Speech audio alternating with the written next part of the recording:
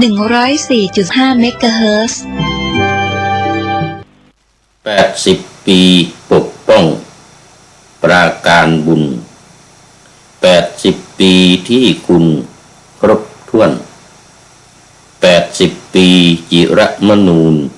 หนุนเนื่องอนันต์เนอ80 ปีดีงามล้วนรุ่งฟ้าจลัดฉายแสงอาทิตย์ลิบลับก็ดับสิ้นดุจชีวินสิ้นวัยไม่เฉลยไปตามกรรมบาปบุญที่คุ้นเคยยากจะเลยกฎแห่งกรรมที่ทำไปเกิดเวียนวนไปมาจนน่าเบื่ออยากอยู่เหนือกฎแห่งกรรมที่ทำไว้ตั้งจิตอัญชุลีต่อนี้ไปว่าจะไม่เกิดต่อพอกันทีขอถวายความนอบน้อมแด่พระรัตนตรัยมีพระพุทธเจ้าเป็นต้นขอถวายความเคารพพระมหาเถระพระเถรานุเถระเจ้าคณะพระสังฆาธิการทั่วโลกมีพระเดชพระคุณพระธรรมเสนาบดีเจ้าคณะภาค7วัดพระธาตุดอยสุเทพเป็นต้นและขออำนวยพรแด่ท่านผู้ฟังท่านผู้ชมสาธุชนพุทธบริษัททั้งหลายวันนี้รายการพระไตรปิฎกลอยฟ้าก็ลอยมาจากวัดโพศูนย์ปฏิบัติธรรมวัดพระธาตุดอยสุเทพบนเกาะไอกุน่าเมืองทานลินประเทศเอสโตเนียเหมือนเดิมผ่านทางเฟซบุ๊กไลฟ์สวัยเทพบุญในช่วงนี้ก็ต้องรีบหน่อยจัดบ่อยๆเนื่องจากว่าจะต้องตุนเอาไว้เพื่อวันเสาร์กับวันอาทิตย์หน้านี้อาทิตย์ที่จะถึงเนี่ยเสาร์กับอาทิตย์ที่จะถึงนี้เนื่องจากว่าจะเดินทางไปประเทศลิทัวเนียที่นี่ก็ออกเสียงเป็นลิทัวเนียนะบ้านเราว่าลิทัวเนียลิทัวเนียก็อยู่ไปทางใต้ทางใต้จากวัดนี่ทางใต้เนี่ยไปก็จะเจอประเทศรัสเซียก่อนซึ่งไปมาแล้วเมื่ออาทิตย์ที่แล้วไปเยือนมาแล้วเนี่ยวันนี้ก็จะได้ไปเยือนอีกประเทศหนึ่งลิทัวเนียซึ่งติดอยู่กับเบลารุสยูเครนโปแลนด์มอลโดวาจะไปทางโน้นนะทางใต้โน้นตอนนั้นก็แปลนว่าจะเข้าโปแลนด์ด้วยไปโปแลนด์ด้วยแต่ว่าตอนนี้ประเทศเขาปิดชายแดนก็เลยไปไม่ได้เนื่องจากว่าเขามีภัยมีโดรนเข้าไปว่างั้น20 กว่าลำแล้วว่างั้นนะเราก็เลยปิดพรมแดนปิดชายแดนเข้าไม่ได้แล้วก็ไม่เป็นไรเอาไว้โอกาสหน้าอันนี้ไปเยือนแค่ลิทัวเนียซึ่ง3ประเทศนี้มันก็เหมือนกับเป็นคู่แฝดนะ3ประเทศก็คือเอสโตเนียลัตเวียลิทัวเนียเนี่ยไปมาหาสู่กันได้สบายนั่งรถแค่6 ชั่วโมง6-7 ชั่วโมงแล้วก็กลับอีก7 ชั่วโมงในรัสเซียนี่แค่4 ชั่วโมงครึ่งอันนี้ก็จะไปวันศุกร์นี้ไปวันศุกร์แล้วก็กลับวันอาทิตย์ดังนั้นก็จะต้องตุนรายการสำหรับวันเสาร์และวันอาทิตย์ไว้ถ้าทำได้ก็วันจันทร์ด้วย เพราะว่าอาจจะฉุกละหุกเวลากลับมาแล้วก็อาจจะไม่ได้ทำศุกร์เสาร์อาทิตย์จันทร์ วันศุกร์ก็เป็นวันเดินทางไปละมันก็ไม่มีโอกาสที่จะได้ทำมันไม่สะดวกเมื่อครั้งที่แล้วไปทำได้แต่ถ้าอยู่ในวัดนู่นไปทำที่วัดพุทธารามที่ฟินแลนด์ ส่วนบนเรือบนรถหรือรถไฟก็ตามนะรถยนต์รถไฟก็ตามมันไม่สะดวกเรื่องอินเทอร์เน็ตไม่ค่อยเสถียรเป็นระหว่างทางแต่ถ้าเป็นที่สถานีนะได้นะสถานีรถไฟหรือสถานีรถยนต์นี่ก็ตามเน็ตแรงมากบันทึกรายการได้เลยโอ้ตอนนี้ขอต้อนรับนี่โอ้นี่มาไกลสวัยชื่อเหมือนกันสวัยวัยจากประเทศมาเลเซียโอ้สาธุสาธุกุดไนท์มานะมากุดไนท์แล้วกุดไนท์พระอาจารย์กุดไนท์พระอาจารย์โอ้สาธุสาธุเป็นคนไทยแต่ว่าอยู่ในเขตประเทศมาเลเซียซึ่งสมัยก่อนนู้นเป็นเขตประเทศไทยนี่แหละอยู่รัฐเคดาแต่ว่าตอนนี้มันเป็นของมาเลเซียเป็นของประเทศมาเลเซียซึ่งเราเสียดินแดนนี้ไป70-80 ปีก่อนที่ผ่านมานะ14 ครั้งที่เสียไปเนี่ยครั้งแรกก็ที่เกาะหมากที่ปีนังนี่แหละของที่อยู่ในเขตมาเลเซียนี่แหละอังกฤษยึดไปแล้วไม่คืนให้เราพอออกกลับไปบ้านก็เอาให้มาเลเซียซะเสร็จแล้วก็ที่นี่ก็เหมือนกันแถวรัฐเคดาแถวสายบุรีเดี๋ยวก่อนมันมีอยู่ 2-3 รัฐนะอยู่แถวนี้นี่ก็อังกฤษ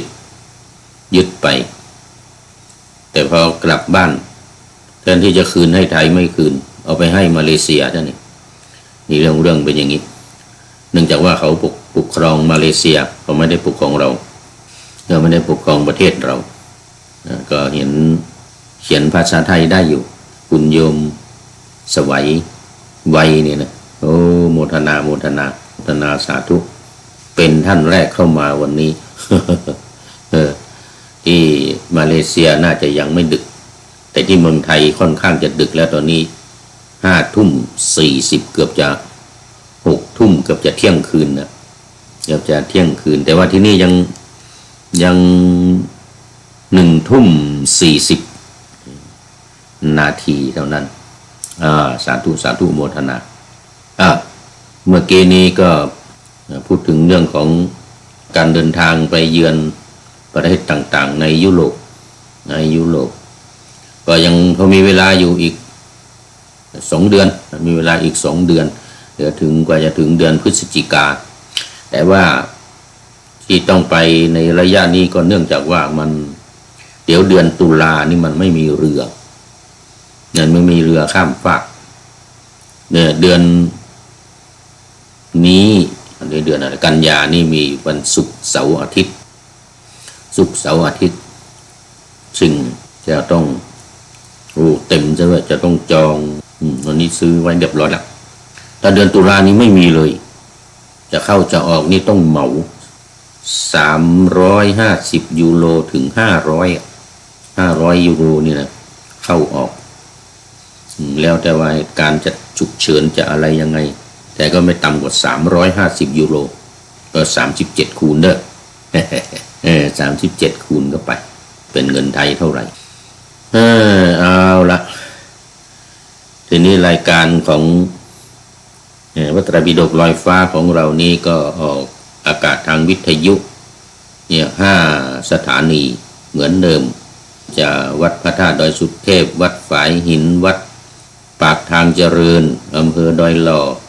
วัดพระประพุทธบาทอุดมหรือน้ำบ่อสาวาอำเภอฝางอันนี้จังหวัดเชียงใหม่แล้วก็5 วัดมจร.วิทยาลัยสงฆ์นครลำปางก็มีท่านอาจารย์จิรศักดิ์ปันลำเป็นผู้อำนวยการ5 สถานีนี่ทุกวันสถานีนี้ทุกวันในวันแล้วก็ถ้าในวันเสาร์อาทิตย์เนี่ยศุกร์เสาร์อาทิตย์นี้ก็จะหนักหน่อยว่ามันมีรายการเพิ่มเข้ามาอีกจะต้องทำ5 ครั้ง 4 รายการทำ5 ครั้งนาวาวังทองนี่ตอนเช้าครึ่งชั่วโมงตอนบ่าย1 ชั่วโมงมันก็เลยเป็น5มีธรรมทัศน์แล้วก็มีธรรมะหลังธรรมวัดเย็นอีกเอาละตอนนี้ก็เข้ามาสู่เนื้อหาของพระไตรปิฎกวันนี้ค้างไว้เมื่อวานสูตรที่15กับ16เรียกว่ามันมี10สูตรโผล่มา2สูตรก็เตรียมจะจบแล้ว13 14 15 16สักกายะปัญหาสูตรว่าด้วยปัญหาเรื่องสักกายะทิฏฐินะสักกายะยังอยู่ใน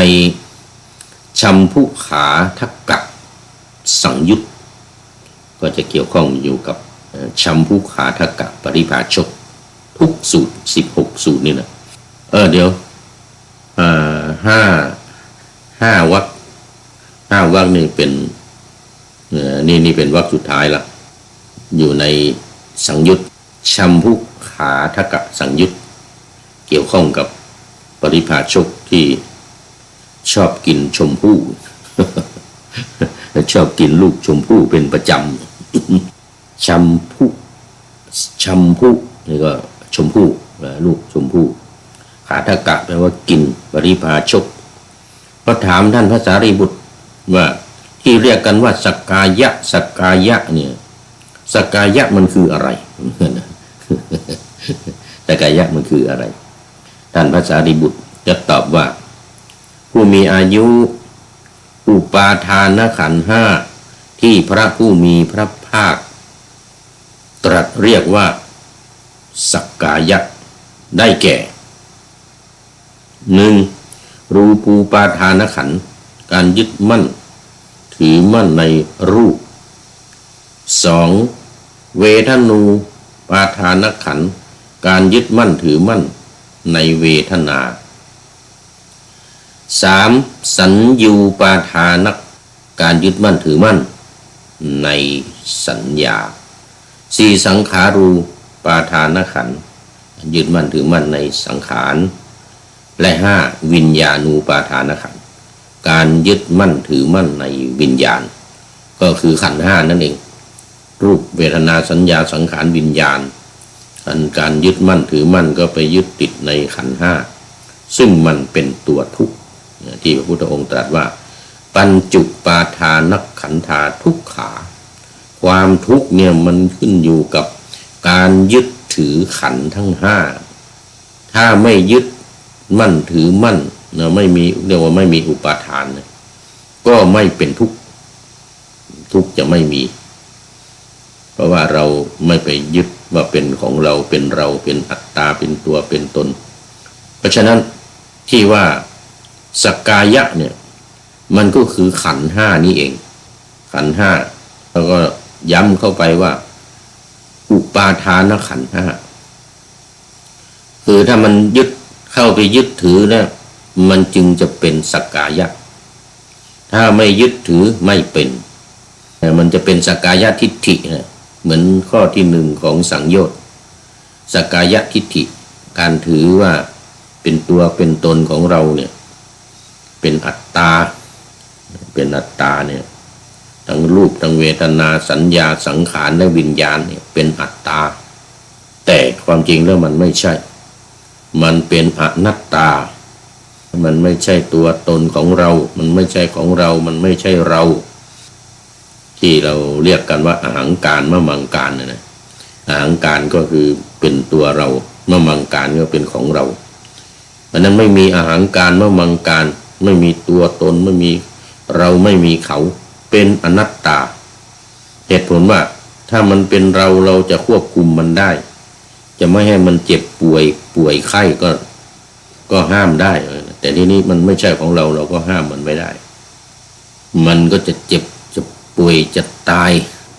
มันเกิดมาแล้วจะเกิดจะแก่จะเจ็บจะตายเนี่ยห้ามไม่ได้สักอย่างก็มันจึงเป็นอนัตตาภิกษุทั้งหลายอุปาทานขันธ์ทั้ง5นี้แลพระผู้มีพระภาคตรัสเรียกว่าสักกายะมีมรรค มีปฏิปทาเพื่อกำหนดสกายะนั้นอยู่หรือนี่ก็ท่านถามเหมือนเดิมทั้ง10 กว่าสูตรที่ผ่านมา14 สูตรก็ถามว่ามันมีมรรคไหมมันมีหนทางมีแนวทางในการที่จะเข้าถึงมันในการที่จะดับมันในการที่จะไม่ให้มันไปยึดไปติดไปยึดไปถือไปติดมีแนวทางไหมเนี่ยท่านพระสารีบุตรก็ตอบเหมือนเดิมนะบอกมีปฏิปทามีมรรคแล้วก็มีแนวทางให้เข้าถึงการดับทุกข์เข้าถึงการกำหนดรู้แล้วก็การดับการแก่ชราเฒ่าชราการดับเนี่ยมีอะไรมีมรรคก็คือมีมรรคมีองค์8 ประการสัมมาทิฏฐิมีความเห็นชอบสัมมาสังกัปปะดำริชอบนี่เป็นส่วนปัญญาสัมมาวาจาเจรจาชอบสัมมากัมมันตะทำการงานชอบสัมมาอาชีวะเลี้ยงชีวิตชอบ3 อย่างนี้เป็นส่วนของศีลปัญญาศีลแล้วก็สมาธิข้อ6 7 8สัมมาวายามะสัมมาสติสัมมาสมาธิเนี่ยรายละเอียดได้พูดไปแล้วเมื่อวานนะได้พูดไปแล้วเมื่อวานทั้งหมดเลยตั้งแต่สัมมาทิฏฐิไปถึงสัมมาสมาธิผู้มีอายุคืออริยมรรคมีองค์8นี้แลกำหนดรู้เพื่อกำหนดรู้สักกายะนั่นเพื่อกำหนดรู้สักกายะนั่นนี่แลเป็นข้อปฏิบัติเพื่อกำหนดรู้เป็นมรรคเป็นหนทางเพื่อกำหนดรู้และละในโอกาสต่อไปท่านชัมพุขาทกะปริภาชกก็กล่าวกับท่านพระสารีบุตรเหมือนเดิมว่ามรรคดีจริงหนอปฏิปทาเพื่อกำหนดรู้สักกายะดีจริงหนอและก็ไม่ควรประมาทสามประโยคนี้สักกายะปัญหาสูตรที่15ก็จบทางประเทศมาอีกแล้วโอ้คุณยมชัยสุนทรจากสาธารณรัฐประชาธิปไตยประชาชนลาวโอ้พี่น้องชาวลาวของเราแต่ว่าตอนนี้ทำงานอยู่ที่ชลบุรีแน่นึกแล้วว่าจะต้องมาตอนดึกๆเมื่อไรจะกลับไปประเทศลาวเนาะนี่คุณยมชัยนี่ก็ใกล้จะออกพรรษาแล้วนี่ก็เห็นบอกว่าทางประเทศลาวมันไม่ค่อยมีงานทำมีงานก็อะไรงานตามป่าตามเขาตามไร่ตามนาเนี่ยมันก็เป็นฤดูกาลเหมือนกันนะเอาอันนี้ก็มาทำงานอยู่ในประเทศไทยแล้วเมื่อไหร่จะขึ้นมาเชียงใหม่เนาะนี่ในช่วงปีใหม่นี่มาเนอะปีใหม่ปีหน้านี่นะนี่2569นี่นะหลวงพ่อจะอยู่ถึงโน้นเดือนมีนาเมษานะมีนาเมษามาเยี่ยมเยียนได้เลยขึ้นมาบนวัดพระธาตุดอยสุเทพเลยโอ้สาธุนะต่อไป16อันนี้สุดท้ายละทุกขปัญหาสุขว่าด้วยปัญหาเรื่องสิ่งที่ทำได้ยากทุกขละก็เหมือนกับทุกขละกิริยาที่พระพุทธองค์ทรงทำ6 ปีที่ในป่าที่บนถ้ำบนเขาดงคสิลิหลังจากที่ออกจากอาลาลดาบทอุทกดาบทที่ราชคฤห์ไปแล้วนี่ก็ไปอยู่ที่นั่น5 ปีกว่าเรียกว่าทุกขละกิริยาการทำกิริยาคือการทำที่ยาก ก็คือการบำเพ็ญตบะเหมือนฤาษีชีไพรทั้งหลายอดข้าวอดน้ำเหมือนพระพุทธเจ้าเนี่ยอดข้าว49 วันอดข้าว49 วันมาในข้อที่329หน้าที่346หน้าที่346พระสุตตันตปิฎกเล่มที่18สังยุตตนิกายเดี๋ยวชัมพุขาทกะสังยุตสลายตนวรรคสังยุตตนิกายพระสุตตันตปิฎกเล่มที่18ใจความก็คือว่าชัมพุขาทกะนี่ก็ถามท่านพระสารีบุตรเหมือนเดิมถามว่าอะไรเนาะที่ทำได้ยาก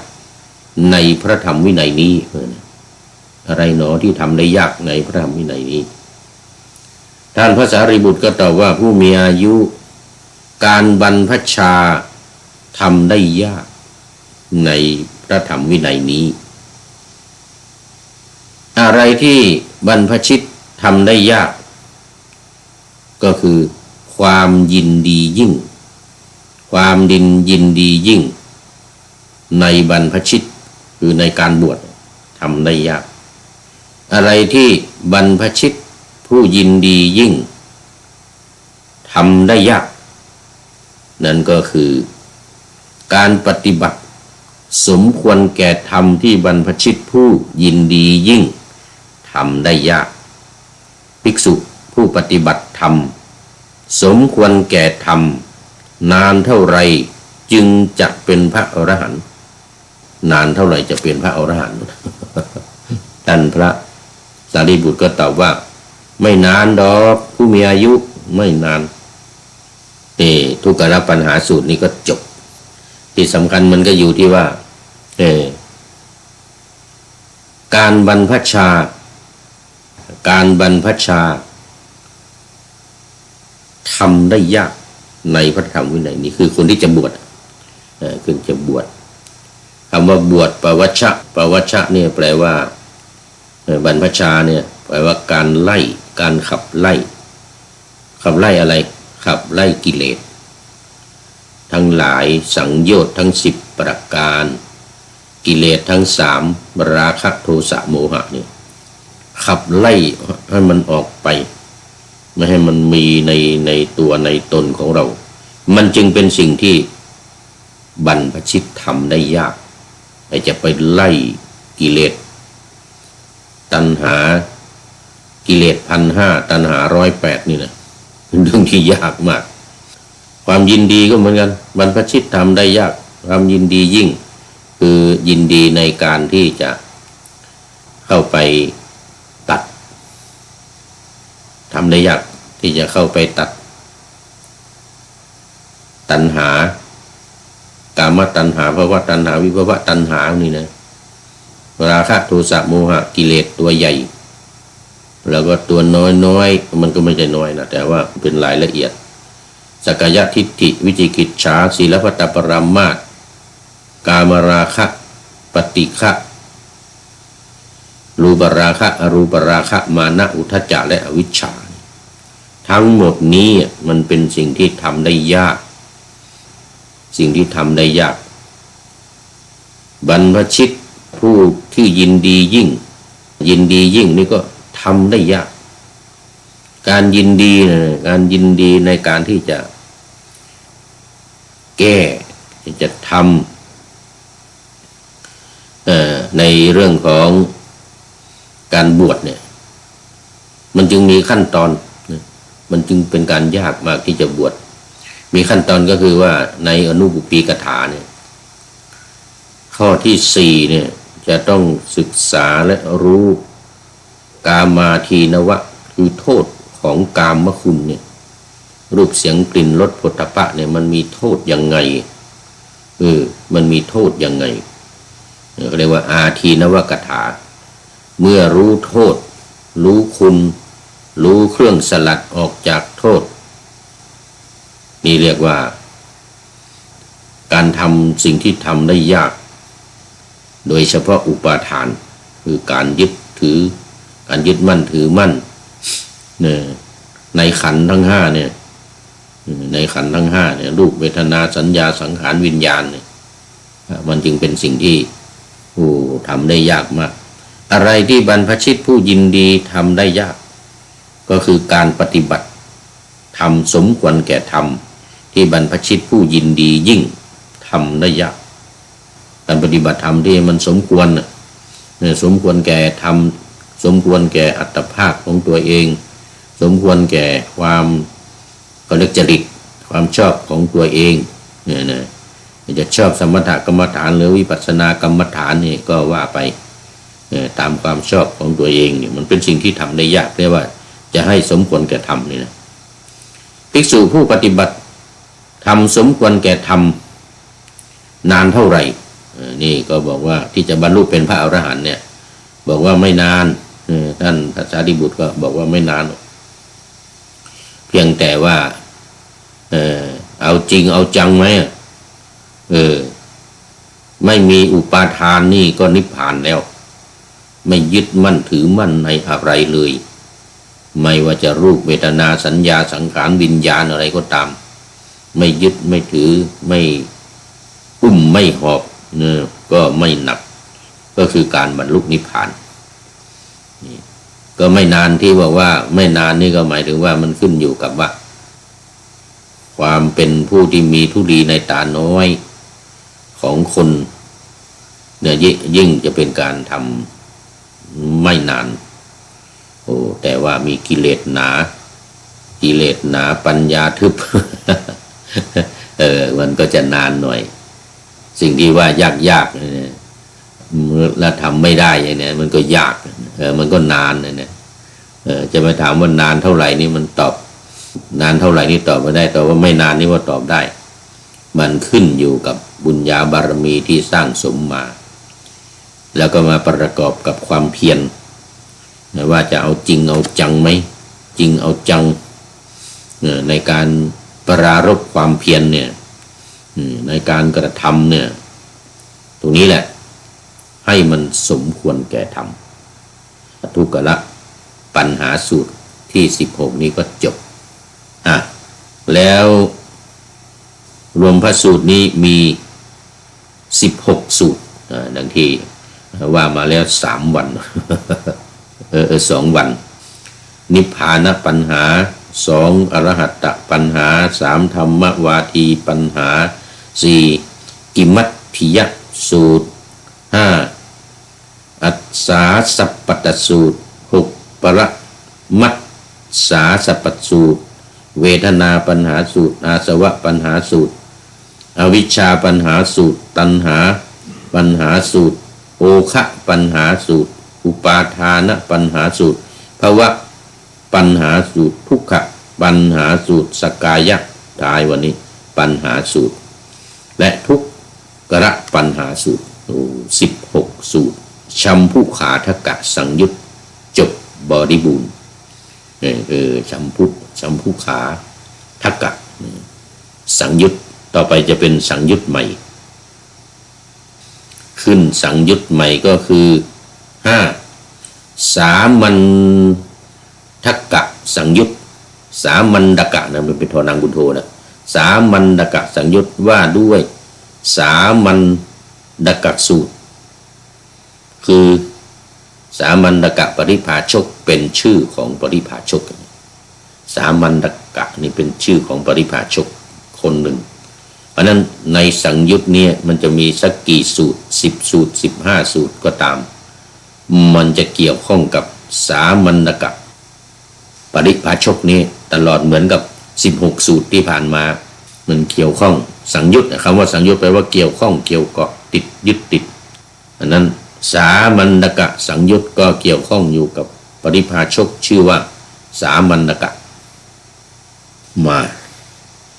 บรรเลงกันในสูตรแรกนี้จะยาวหน่อยจะจารณัยยาวหน่อยแต่สูตรต่อไปก็จะเหมือนกันเปลี่ยนแต่ชื่อสูตรที่1สามัญดกสูตรว่าด้วยสามัญดกปริภาชกข้อที่330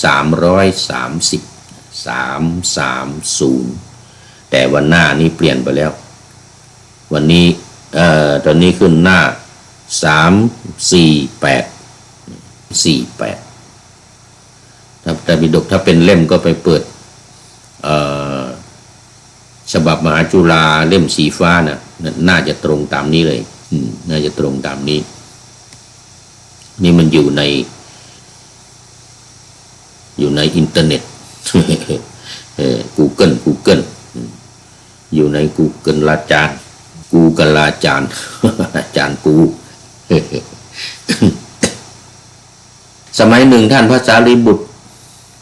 อยู่ณที่ฝั่งแม่น้ำคงคาเขตอุกกะเจรนครในนู่นใกล้ๆไปทางพาราณสีนู่นนะแคว้นวัดชีโอไกล แคว้นวัดชี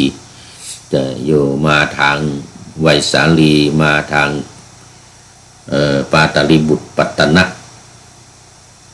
อยู่ใกล้อุกกะใกล้แม่น้ำคงคา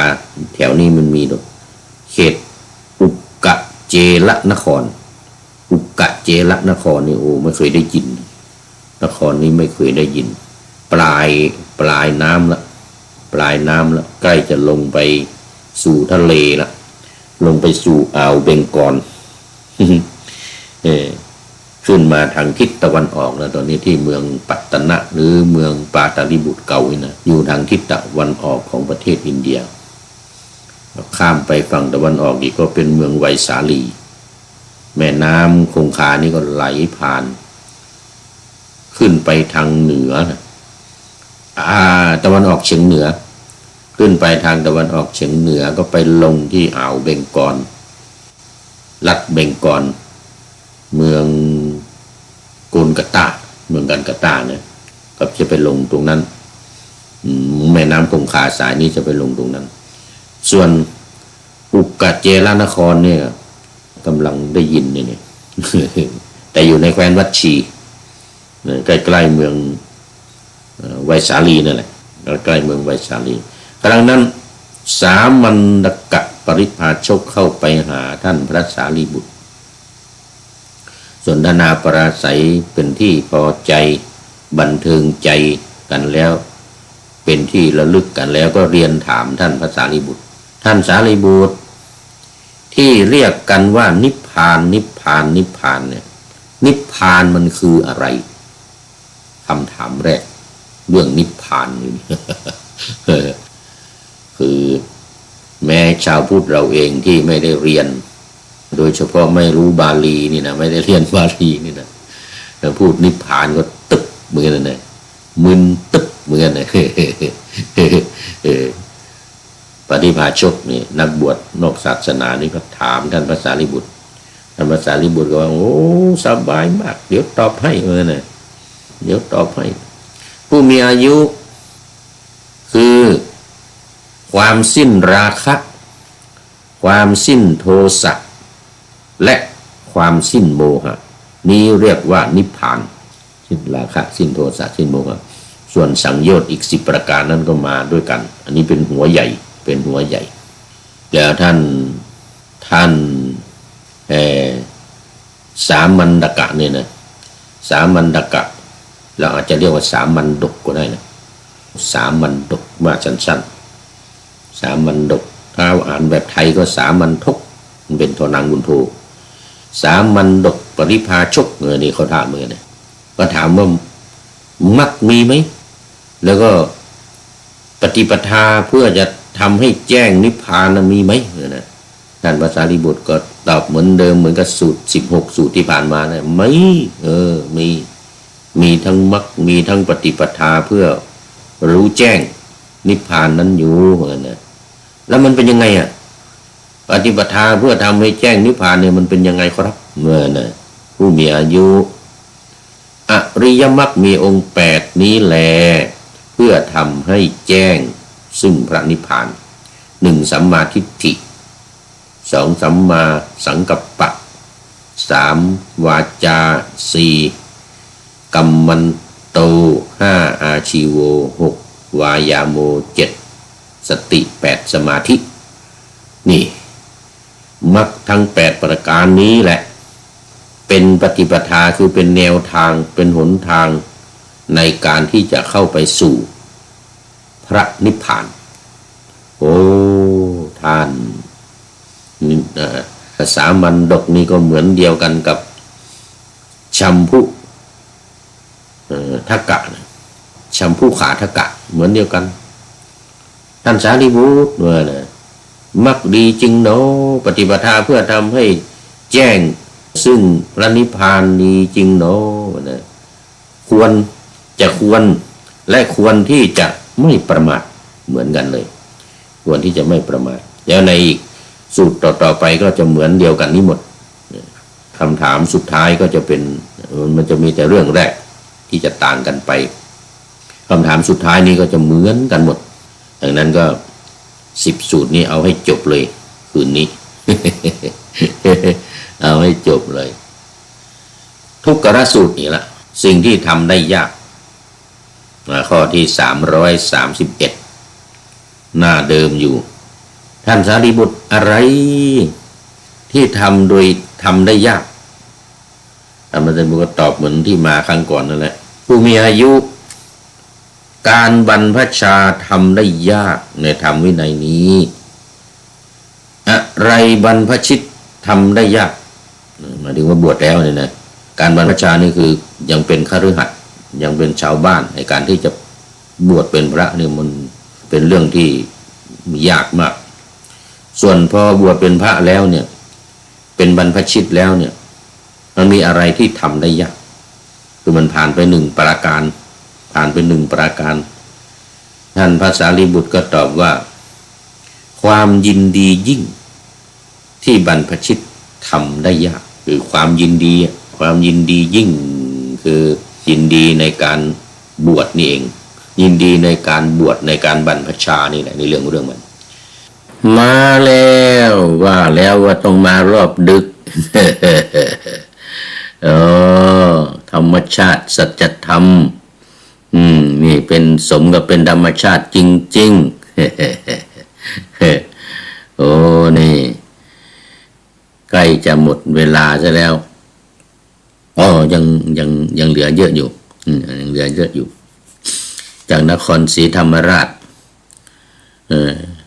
นมัสการครับหลวงพ่อนะโอ้นี่วันนี้ไม่มีพระครูจารย์นี่ ไม่มีพระครูจารย์ไม่เป็นไร อันนี้ก็มีมันดึกมีเข้ามาน้อย นะแต่ก็ดีกว่าไม่มา ดีกว่าไม่มาทางนครเป็นยังไงบ้างเนาะนครศรีธรรมราชเรานี่มีเหตุการณ์อะไรใหม่ๆแปลกๆบ้างฟังเรื่องราวของคณะสงฆ์บ้างอะไรบ้างนะมีอะไรจะผิดแปลกมันผิดแปลกแตกต่างไปจากความเป็นจริงหรือยังไงเนี่ยนะมีอะไรแปลกก็บอกมาเนอะบอกมาได้กรุงเทพมาอีกละกรุงเทพ วิเนตินี่ก็น่าจะกำลังตื่น นี่ปกติไม่ค่อยเข้ามานะเนี่ยตอนดึกอย่างนี้นะ เป็นไงเนาะนี่ปริชญาอะไรเปมิก คงสบายกันดีนะคงสบายกันดีแล้วก็เรื่องฟ้าฝนเป็นยังไงบ้างฤดูการเข้าพรรษานี่ระหว่างพรรษานี่น่าจะมีฝนประปรายหรือตกมาเรื่อยๆนะแล้วก็อากาศก็คงไม่ร้อนเกินไปก็ไม่หนาวเพราะว่าตอนนี้มันยังไม่ถึงหน้าหนาว โมทนาสาธุการปฏิบัติธรรมสมควรแก่ธรรมที่บรรพชิตผู้ยินดียิ่งทำได้ยากมีอยู่หรือมีไหมมีภิกษุผู้ปฏิบัติธรรมสมควรแก่ธรรมที่ทำได้ยากเนี่ยนะจึงจะเป็นพระอรหันต์นี่อีกคำถามหนึ่งคำตอบเมื่อกี้ก็ว่า บรรพชิตผู้ยินดีเนี่ยผู้ยินดียิ่งกันทำได้ยากเป็นบรรพชิตแล้วเนี่ยส่วนที่ว่านานเท่าไหร่นี่ก็ตอบเหมือนเดียวกันคือไม่นานดอกผู้มีอายุขึ้นอยู่กับการปฏิบัติของแต่ละคนขึ้นอยู่กับการมีบารมีธุรีในตาน้อยของแต่ละคนธุรีในตาน้อยก็คือมีกิเลสเบาบางราคะโทสะโมหะมันเบาบางก็เรียกว่ามีธุรีในตาน้อยก็ไม่นานหรอกเปรียบเหมือนกับดอกบัวสี่เหล่านั่นแหละดอกบัวประเภทที่ว่าโผล่ขึ้นมาเหนือน้ำแล้วแสงอาทิตย์ก็บานทันทีอันนี้ก็เรียกว่าปฏิบัติอยู่เนี่ยสมควรแก่ทำแล้วเนี่ยไม่นานประเภทที่สองปริ่มน้ำเนี่ยอยู่ปริ่มน้ำอีกสัก2-3 วันจะพ้นน้ำขึ้นมาอันนี้ก็ยากกว่าอีกหน่อยประเภทที่สามอยู่ในน้ำเลยทีเนี้ยอีกหลายวันอาจจะเป็น7 วัน10 วันนู่นน่ะจึงจะโผล่ขึ้นบนน้ำมาถูกแสงตะวันแล้วก็จะบานอันนี้คือคนมีธุลีในตามากมีกิเลสมากกิเลสหนาส่วนอีกประเภทสุดท้ายไม่ได้เลยจะเป็นอาหารของปลาและเต่าดอกบัวชนิดนี้ได้แก่บุคคลที่เป็นปทะปรมะจำได้แค่บทไม่รู้ความหมายตีความหมายไม่ได้เช่นอัตตาหิอัตโนนาโถโกหินาโถปโลสิยาอย่างนี้นะพอจำได้อยู่สักบทหนึ่งนี่นะ4 บาทบทมี4 บาท จำคาถาได้1 บทแต่ไม่รู้ความหมายตีความหมายไม่ออกไม่รู้เรื่องนี่ก็ไม่มีทางในการที่จะบรรลุไม่ต้องพูดถึงนานนะไม่มีทางเลยที่ว่าจะนานนั่นก็ประเภทที่3จะนานหน่อย7 ปีหรืออาจจะเป็นอีกหลายชาติขึ้นที่ถามว่าที่ถามว่านานหรือไม่นานเท่าไหร่เนี่ยนะขึ้นอยู่กับบารมีที่สั่งสมมาแล้วก็มาประกอบกับความเพียรการเอาจริงจังบางทีบารมีสั่งสมมาอาจจะน้อยแต่ว่ามีความจริงจังเอาจริงเอาจังก็ไม่นานได้บรรลุทุกขสูตรที่2นี้ก็จบรวมพระสูตรในสังยุตนี้เช่นเดียวกับสังยุตก่อนสามัญกสังยุตจบบริบูรณ์ ก็ที่มันก็เหมือนกับ16สูตรนี่ไงเหมือนกับ16สูตรคำถามสุดท้ายก็ถามตอบเหมือนเดียวกันนี่แหละแต่มันมีมรรคไหมมีทางไหมแล้วบรรพชิตเนี่ยยินดีเนี่ยอะไรทำได้ยากความยินดียิ่งทำการปฏิบัติธรรมสมควรแก่ธรรมเนี่ยมีเป็นผู้ยินดียิ่งทำได้ยากไหมอะไรอย่างเงี้ยบรรพชิตของเราไปบรรพชิตทำได้ยากไหมก็บอกว่าถึงแม้ว่าจะมีธรรมสมควรแก่ธรรมปฏิบัติตามสมควรแก่ธรรมแต่ที่จะเป็นผู้ยินดียิ่งนั้นเป็นสิ่งที่ยากนานไม่นานอันเนี้ยทุกสูตรชื่อสูตรก็เหมือนเดียวกันเห็นไหมทุกขสูตรอย่างนี้สูตรอื่นๆก็เหมือนเดียวกันเลยเนี่ยมาอันดับแรกก็เป็นปัญหาเรื่องนิพพานนะเนี่ยเรื่องนิพพานก็จบวันนี้ก็จบมีเนื่องจากมันดึกแล้วนะเที่ยงคืนก็มี FC เดี๋ยวไม่แน่เดี๋ยวตอนใกล้จะจบเดี๋ยวมีโผล่มา โยมสวัยจากมาเลเซียก็มาท้ายรายการวันนี้ตกลงว่าทุกสูตรเหมือนเดียวกันคำถามเหมือนเดียวกัน1นิพพานแล้วก็สุดท้ายก็เป็นทุกขละเหมือนเดียวกันทั้งหมดเพียงแต่เปลี่ยนสังยุตคือเป็นสามัญกสังยุตเท่านั้นเองวันนี้ธรรมะท้ายรายการเป็นข้อคิดมีอยู่2 อย่างนะวันนี้1เป็นโครง4สุภาพสำหรับพระเดชพระคุณพ่อพระพรหมเสนาบดีอดีตเจ้าคณะภาค7วัดปทุมคงคากรุงเทพมหานครมีอายุครบ 80 ปีเกษียณอายุจากเจ้าคณะภาค7แล้วก็มา2พระเดชพระคุณหลวงพ่อพระธรรมเสนาบดีวัดพระธาตุดอยสุเทพขึ้นเป็นเจ้าคณะภาค7แทนพระเดชพระคุณหลวงพ่อพระพรหมเสนาบดีก็มีอายุ76อายุ76แล้วก็อีกรูปหนึ่งพระเดชพระคุณหลวงพ่อพระโพธิพระราชโพธิคุณพระราชโพธิคุณวัดพระธาตุดอยสะเก็ดอันนี้ก็ครบ80 ปีในวันที่12 กันยายนที่ผ่านมาพระเดชพระคุณหลวงพ่อพระบรมเสนาบดีวันที่17 กันยายนที่ผ่านมาแล้วก็พระเดชพระคุณหลวงพ่อพระธรรมเสนาบดีก็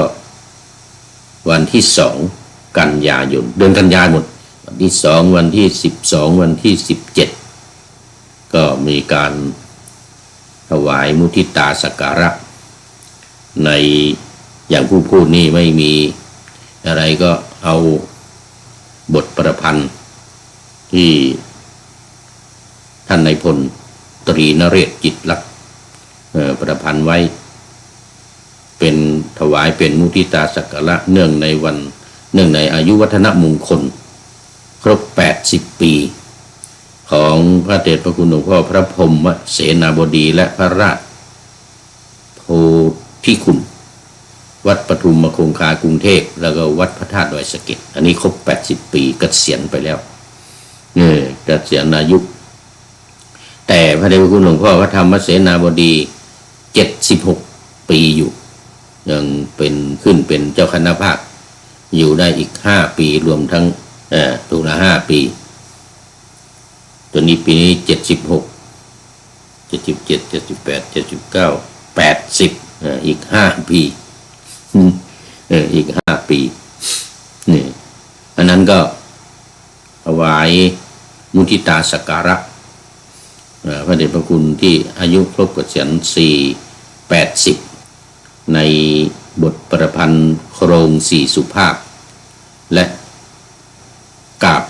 ห่อโครงกาบห่อโครงนี้เดี๋ยววันพรุ่งนี้จะได้นำมาให้ฟังวันนี้มีแต่โครง4สุภาพว่า80 ปีปกป้องปราการบุญปกป้องปราการบุญ80 ปีที่คุณครบถ้วนคุณธรรมคุณงามความดีทั้งหลายปราการบุญนี่ก็คือหมายถึงว่ากำแพงบุญนะกำแพงบุญปกป้องไว้ว่าเรื่องบุญกุศลเรื่องบุญก็คือความสุขความดีรักษานั่นเองรักษาบุญรักษาความสุขรักษาความดีมา80 ปีก็คือปกป้องได้มา80 ปีปกป้องอายุปกป้องความคุณงามความดีปกป้องบุญคือความสุขเสร็จแล้ว80 ปีจิรมนูญหนุนเนื่องอนันเนอจิรมนูญนี่ก็หมายถึงว่าอายุยืนยาวนานอายุยืนยงถึง80 ปีถึง80 ปีเหมือนพระพุทธเจ้าเลยเหมือนพระพุทธเจ้าเลยมีอายุยืนหมื่นปีอันนี้80 ปีเดี๋ยวอาจจะต่อไป90 120อาจจะเป็น160อาจจะเป็น200ก็ได้นี่ก็เรียกว่าจิรมนูญ80 ปีจิรมนูญหนุนเนื่องอนันเนอหนุนเนื่องอนันต์ก็หมายถึงว่ามาที่สิ้นสุดไม่ได้จะหนุนเนื่องไปเรื่อยๆในชีวิตหนุนเนื่องไปเรื่อยๆ80 ปีไหนล่ะ งามล้วนรุ่งฟ้าจรัสฉาย80 ปีงามล้วนรุ่งฟ้าจรัสฉายนี่ก็ประพันธ์โดยท่านนายพลตรีนเรศจิตรักษ์80 ปีงามล้วนรุ่งฟ้าจรัสฉายตั้งแต่เล็กแต่น้อยตั้งแต่อายุหนุ่มมาจนถึงอายุเป็นเถระ80 ปีเนี่ยเจริญรุ่งเรือง มาโดยตลอดด้วยคุณงามความดีคุณงามความดีงามล้วนเลยก็ดีล้วนประกอบไปด้วยคุณธรรมศีลธรรม แล้วก็บทกลอนจากอภิเดชผลนาคเป็นข้อคิดไว้อีกก็คือแสงอาทิตย์ลิบลับก็ดับสิ้นดุจชีวินสิ้นวัยไม่เฉลยไปตามกรรมบาปบุญที่คุ้นเคยยากจะเลยกฎแห่งกรรมที่ทำไปเกิดเวียนวนไปมาจนน่าเบื่ออยากอยู่เหนือกฎแห่งกรรมที่ทำไว้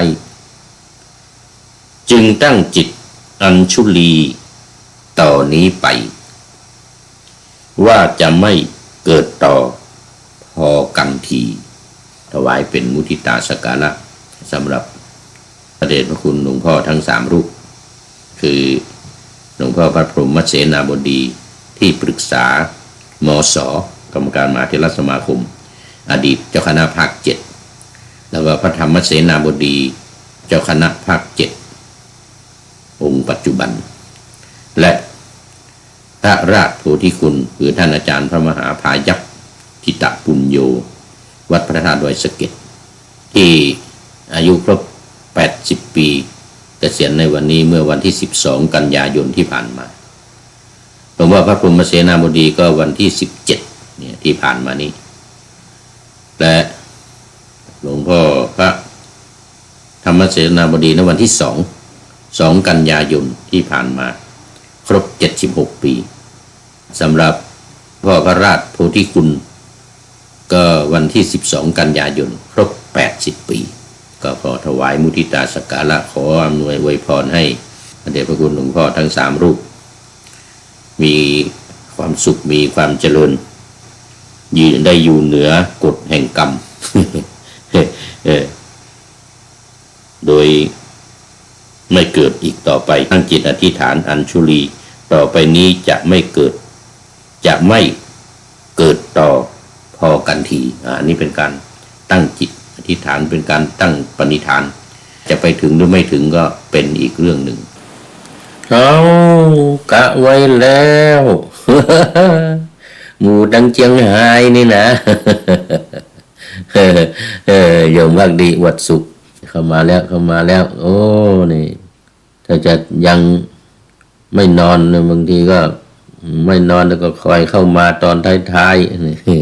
ๆ เดี๋ยวก็จะหมดเวลาอย่างเงี้ยนะโอ้นี่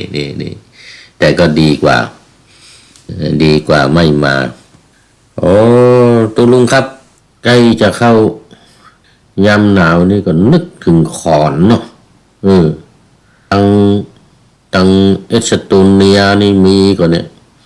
ก็กองไฟอยู่รอบกองไฟโอ้ตังนี้มีแต่ว่าก่อไฟมันได้ไปก่ออยู่กลางขวงอันนี้เปิ้นมีตู้เปิ้นเรียกว่าตู้อุ่นมันจะมีปล่องควันออกไปหลังคาพุ่นแล้วตู้นี้มันจะติดอยู่ฝาเป็นตู้ใหญ่ได้2 ข้างอย่างในห้องของตู้ลุงนี่นะมันมีตู้ใหญ่สูงขึ้นไปถึงบนน่ะเป็นถึงแปรบนน่ะจากลุ่มนี้ขึ้นไปนะถึงแปรเนี่ยความกว้างมันนี่เกือบ2 ศอกนี่ศอกปลายเกือบ2 ศอกกันนะแล้วก็เอาไฟเอาหลวดเผาตั้งลุ่มเอาหลวดเผาแล้วก็ปิดฝาเนี่ยแล้วก็ไฟมันก็เอาขึ้นไปบนเสานี่นะเอาขึ้นไปกับพุ่นน่ะควันมันก็ไปออกทางบนพุ่นน่ะบนหลังคาพุ่นน่ะเพราะนั้นเราจะเห็นว่าตั้งยุโรปเนี่ยบ้านหลังได้มีปล่องควันปล่องไฟนี่มันถึงมีอย่างเงี้ยแล้วควันมันจะมาอยู่จะไม่ใช่ว่าเผาในห้องแล้วควันเต็มห้องไม่ใช่ยกเว้นว่าบางอันมันหัวมันซึมออกมันก็ออกมาพ่องแต่ว่าอันดีเนี่ยเผาพอมันติดไฟ ไฟแล้วเนี่ยเอาปิดฝาเลยมันก็จะลุกขึ้นแล้วมันจะร้อนจะอุ่นทั่วห้องนี้เลยในห้องนี้อุ่นแล้วก็ห้องด้านนอกก็อุ่นตัวนี่อันนี้เป็นเตาไฟเพิ่นเรียกว่าเตาไฟนี่ก็จะสำหรับยามหนาวก่อนอย่างเดียวนี้ที่ห้องตุลุงนี่ยังบ่เผาเตื้อเพราะมันยังบ่หนาวแต่เตื้อกันไปเดือนปุ่นเนาะพฤศจิกาธันวามกรากุมภามีนานี่นะโดยเฉพาะมกรากุมภานี่โอ้โหมันถึงได้เผาตลอดที่วัดนี่ก็ดีเพราะว่าเป็นเจ้าหน้าที่ทางการบ้านเมืองเปิ้นมาตัดไม้แล้วเปิ้นเอาหลวงนี่นะเอามาเก็บไว้ถึงเวลาเผามาต้องเผาต่อกันเลยนะเผาต่อกันเลยวันค่ำคืนหุ่งควันออกวนบุญจนแล้วก็จะอุ่นในห้องนี้ไอ้ที่เป็นไฟฟ้านั้นว่าต้องเปิดเลยบางทีก็เปิดอยู่ช่วยกันทั้งไฟฟ้าที่เป็นแผงติดหน้าต่างนี่นะเป็นแผงนี้ก็เปิดอยู่แต่ว่าไฟที่เตาเนี่ยมันจะอุ่นเหลือมันจะฮ้อนลวงมันจะฮ้อนลวงเพราะฉะนั้นก็ในเรื่องของการก่อไฟผิงไฟอยู่ตามกลางควงนั้นจะไม่มีแต่มีในบ้าน มีในห้องโมทนาเนี่ยสุดท้ายพอดีละสุดท้ายรายการพอดีละหมดเวลาโมทนาเป็นอย่างยิ่งเข้าสู่เส้นชัยของรายการในวันนี้คุณโยมภักดีอวดสุขจากจังหวัดเชียงรายแล้วก็โมทนากับทุกท่านที่เข้ามาแล้วผ่านไปแล้วด้วยสาธุขอนำพระไตรปิฎกลอยฟ้าไปจากผู้ฟังทั้งหลายในโลกล่าวันต่อไปจะได้จรย้อนกลับมาสู่สถานีใหม่ให้ท่านฟังอย่าลืมเปิดวิทยุหรือเครื่องรับโทรศัพท์โมบายคอมพิวเตอร์ผัง YouTube เฟซเพจไลน์ให้ดังเพื่อชมฟังรายการวันต่อไปขอทุกท่านมีความสุขทุกคืนวันนำธรรมะประกอบการงานทั้งหลายเช่นขยันทำงานทางวาจากายใจขวัญขวายกิจการงานนาบำเพ็ญสาธารณประโยชน์เว้นสิ่งที่มีโทษโหดเยี่ยงสาประกอบแต่กรรมดีมีราคาแสวงหาเงินทองครองใจคนเสียสละพละทรัพย์นับมากน้อยไม่ให้ล้านก็ให้ร้อยไม่ด้อยผลเอื้อคนรวยช่วยคนยากฝากคนจนให้ทุกคนเท่ากันมาตรฐานเดียวขอเจริญพร